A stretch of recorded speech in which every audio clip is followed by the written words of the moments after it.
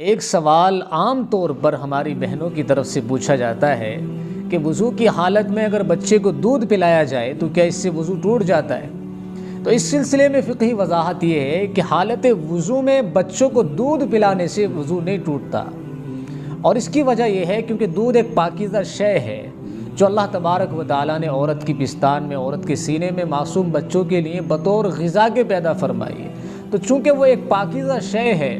اور اس سے ایک بڑی ضرورت پوری ہوتی ہے، معصوم بچوں کی اس کے ذریعے پرورش ہوتی ہے، تو اس کے نکلنے سے وضو نہیں ٹوٹے گا۔ اور ساتھ ہی یہ تو شریعت کا بھی حکم ہے، شریعت میں اس چیز کی ترغیب ہے ماؤں کے لیے کہ وہ خاص طور پر اس چیز کا اہتمام کریں کہ جب اپنے بچوں کو دودھ پلائیں تو وضو کی حالت میں پلائیں، اور زبان پر اللہ کا ذکر جاری ہو، تلاوت قرآن جاری ہو، تو اس سے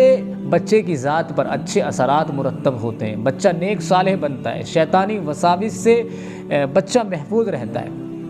تو ایسا نہیں ہے کہ اس سے جو ہے وضو ٹوٹ جائے گا، بلکہ یہ تو ایک ترغیبی چیز ہے، یہ تو فضیلت کی چیز ہے کہ وضو کی حالت میں اپنے بچے کو دودھ پلائے۔